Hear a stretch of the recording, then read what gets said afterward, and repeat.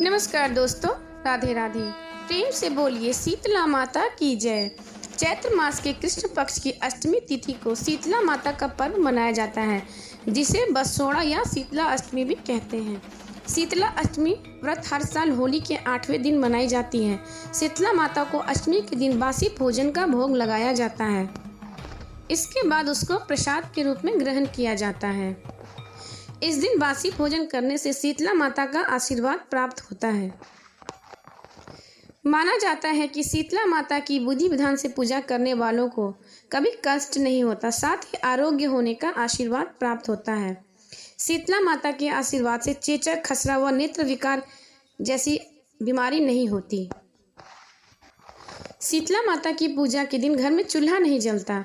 आज भी लाखों लोग इस नियम का बड़ी आस्था के साथ पालन करते हैं और शीतला माता की उपासना बड़े ही श्रद्धा भाव से करते हैं।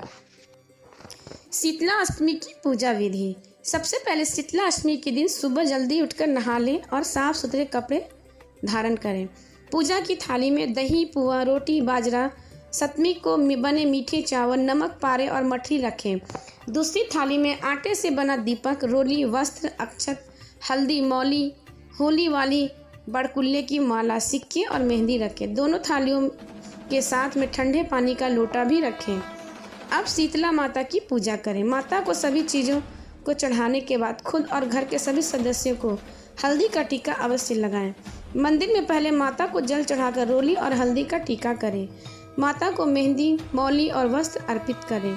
आटे के दीपक को बिना जलाए माता को अर्पित करें। शीतला माता की कथा, शीतला अष्टक और शीतला माता की चालीसा और आरती अवश्य करें। अंत में वापस जल चढ़ाएं और थोड़ा सा जल बचाकर उसे घर के सभी सदस्यों की आंखों पर लगा दें। बाकी बचा हुआ जल घर के हर हिस्से में छिड़क दें। इसके बाद होलिका दहन वाली जगह पर भी जाकर पूजा करें। वहाँ थोड़ा सा जल और पूजन सामग्री चढ़ाएं। घर आने के बाद पानी रखने की जगह पर पूजा करें और साथ में घड़े की भी पूजा करें, जिसमें गर्मी के दिनों में पानी रखा जाता है। उसके बाद अगर कोई सामग्री बच जाए तो उसे गाय या ब्राह्मण को दान कर दें। अब सुने शीतला माता की व्रत कथा। एक गांव में एक ब्राह्मण परिवार रहते थे। उनके 2 बेटे और 2 बहुएं थी। दोनों बहुओं को एक एक संतान थी। घर में सभी मिलजुल कर प्रेम से रहा करते थे।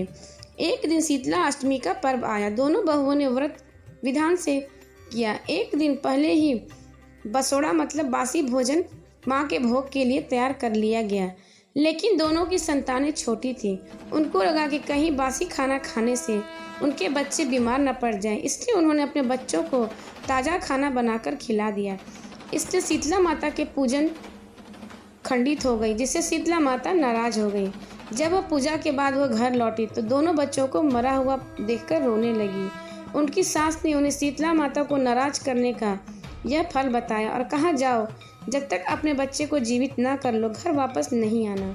दोनों बहुएं अपने मरे हुए बच्चों को लेकर भटकने लगी। तभी उन्होंने खेजड़ी के पेड़ के नीचे ओरी और शीतला माता की 2 बहनें मिली। दोनों बहनें गंदगी और जूं के कारण बहुत परेशान थीं। बहुओं ने उन बहनों की परेशानी देखी नहीं गई। उन्होंने अपना दुख भूलकर दोनों बहनों के सिर से जुएं निकालने लगी। जुएं निकालने के बाद शीतला माता और ओरी ने प्रसन्न होकर दोनों बहुओं को पुत्रवती होने की आशीर्वाद दे दिया। यह सुनकर दोनों बहुएं रोने लगी और अपना दुख बताने लगी। उनका दुख सुनते ही शीतला माता अपने स्वरूप में प्रकट हुई और दोनों बहुओं को शीतला अष्टमी के दिन ताज़ा खाना खाने की भूल का एहसास कराया और इसे सेहत के लिए हानिकारक भी बताया। शीतला माँ ने दोनों बहुओं को अपनी गलती आगे से न दोहराने की चेतावनी देते हुए दोनों बच्चों को जीवित कर दिया। शीतला माँ के साक्षात दर्शन और अपने बच्चों को पुनः जीवित पाकर दोनों बहुएं बड़ी प्रसन्नता के साथ घर लौटी और आजीवन विधि विधान से माँ शीतला की पूजा और व्रत करने लगी। शीतला माता की कृपा से हम सब पर जीवन में सेहत और आरोग्य की प्राप्ति होती है, इसलिए हमें शीतला माता की पूजा अवश्य करनी चाहिए। बोलो शीतला माता की जय। अब सुने शीतला माता की अन्य कथा। एक बार शीतला माता ने सोचा कि चलो आज देखूं कि धरती पर मेरी पूजा कौन करता है, अब मुझे कौन मानता है। यही सोचकर शीतला माता धरती पर राजस्थान के डुंगरी गांव में आई और देखा कि इस गांव में मेरा कोई मंदिर नहीं है और ना ही मेरी पूजा होती है। शीतला माता गांव की गलियों में घूमने लगी। तभी एक मकान के ऊपर से किसी ने चावल का उबला पानी नीचे फेंका। वह उबलता पानी शीतला माता के ऊपर गिरा, जिससे शीतला माता के शरीर में फफोले पड़ गए। शीतला माता के पूरे शरीर में जलन होने लगी। शीतला माता गांव में इधर उधर भाग भाग कर चिल्लाने लगी, अरे मेरी जल गई, मेरा शरीर तप रहा है, जल रहा है, मेरी कोई सहायता करो। लेकिन उस गांव में किसी ने शीतला माता की सहायता नहीं की। वहीं अपने घर के बाहर एक कुम्हारन महिला बैठी थी। उस कुम्हारन ने देखा कि अरे यह बूढ़ी माई तो बहुत जल गई है, इसके पूरे शरीर में तपन हो रही है, इसके पूरे शरीर में फफोले पड़ गए, यह तपन सहन नहीं कर पा रही है। तब उस कुम्हारन ने कहा, हे माँ, तू यहाँ आकर बैठ जा, मैं तेरे शरीर के ऊपर ठंडा पानी डालती हूँ। कुम्हारन ने उस बूढ़ी माई के ऊपर खूब सारा ठंडा पानी डाला और बोली, मेरे घर में रात की बनी हुई रबड़ी रखी है, थोड़ा दही भी है, तू दही रबड़ी खा ले। जब बूढ़ी माई ने ठंडी ज्वार के आटे की रबड़ी और दही खाई तो उसके शरीर को ठंडक मिली। तब उस कुम्हारन ने कहा, आ माँ बैठ जा, मैं तेरे सिर के बाल बहुत बिखरे हैं, ला मैं तेरी चोटी बना देती हूँ। और कुम्हारन मान गई। चोटी गूंथने हेतु कंघी करती तो अचानक कुम्हारन की नज़र उस बूढ़ी माई के सिर के पीछे पड़ी तो कुम्हारन ने देखा कि एक आंख बालों के पीछे अंदर छुपी हुई है। यह देखकर कुम्हारन डर के मारे घबरा गए, भागने लगी। तब उस बूढ़ी माई ने कहा, रुक जा बेटी, तू डर मत, मैं कोई भूत प्रेत नहीं हूँ, मैं शीतला देवी हूँ। मैं तो इस घर पर यहाँ देखने आई थी कि मुझे कौन मानता है, मेरी पूजा कौन करता है। इतना कहकर माता चार भुजा वाली हीरे जवाहरात के आभूषणों पहने, सिर पर स्वर्ण मुकुट धारण किए अपने असली रूप में प्रकट हो गई। माता के दर्शन कर कुम्हारन सोचने लगी, अब मैं गरीब इन माता को कहाँ बिठाऊं। तब माता बोली, हे बेटी, तुम किस सोच में पड़ गई। तब उस कुम्हारन ने हाथ जोड़कर आंखों में आंसू बहते हुए, हे माँ, मेरे घर में तो चारों तरफ दरिद्रता बिखरी हुई है, मैं आपको कहाँ बिठाऊं।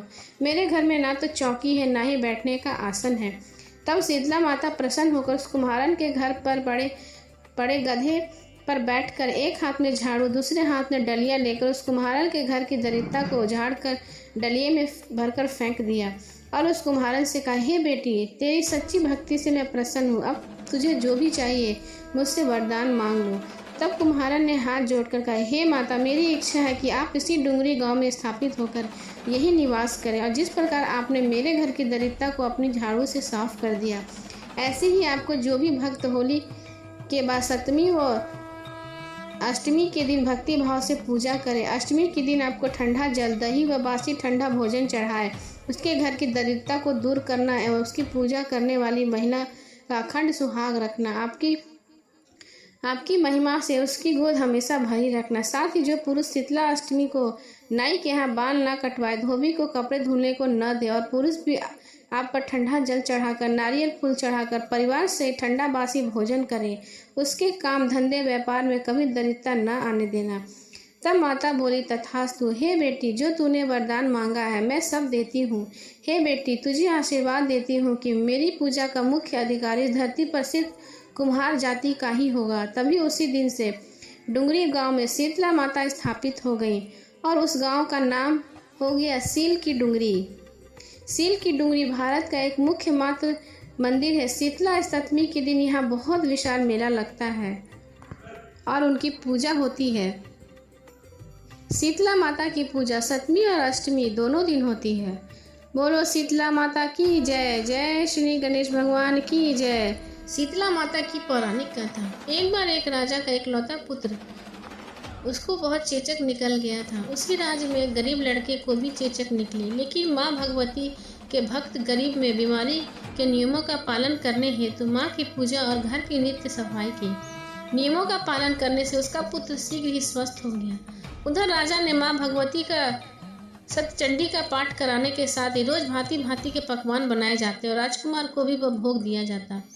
इन सब के परिणाम स्वरूप उसका रोग बढ़ गया। शरीर में बड़े बड़े फोड़े निकल आए, जिससे खुजली और जलन होने लगी।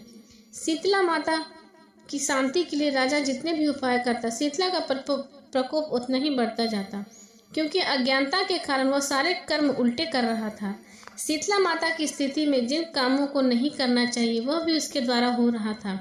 उसे पता लग गया कि उसके राज्य में गरीब व्यक्ति के बेटे को भी यही रोग हुआ है, जो ठीक हो गया। इस चिंता में वह विचार करते हुए सो गया।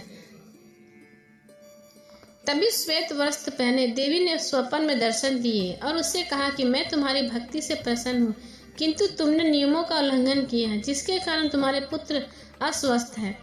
इतना कहकर देवी अंतर ध्यान हो गई। राजा की नींद खुली तो उसे बात समझ में आ गई और उसने माता शीतला की पूजा के साथ ही नियमों का पालन करना शुरू कर दिया। तो उसका राजकुमार स्वस्थ होने लगा और शीतला माता की कृपा से वो राजकुमार बहुत जल्दी स्वस्थ हो गया।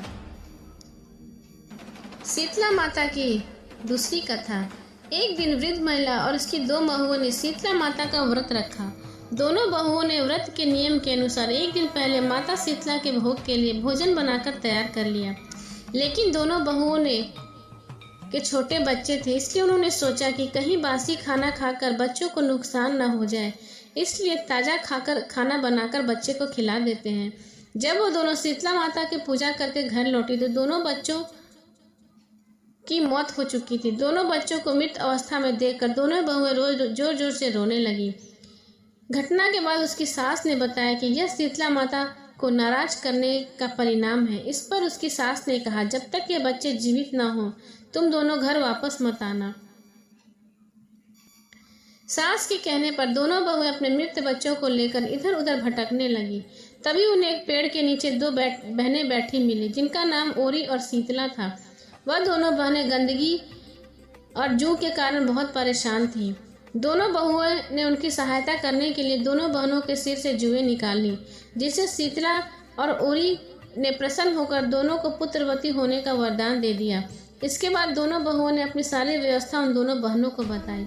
दोनों बहुओं की बात सुनने के बाद शीतला माता अपने स्वरूप में प्रकट हुई। उन्होंने बताया कि यह सब शीतला अष्टमी के दिन ताज़ा खाना बनाने के कारण हुआ है। दोनों बहुओं ने माता शीतला से क्षमा याचना की और आगे से ऐसा न करने के लिए कहा। तब माता शीतला ने प्रसन्न होकर दोनों बच्चों को पुनः जीवित कर दिया। इसके बाद दोनों बहुएं बड़ी प्रसन्नता के साथ घर लौटी और तभी से विधि विधान पूर्वक शीतला माता की पूजा और व्रत करने जाने लगी। बोलो शीतला माता की जय।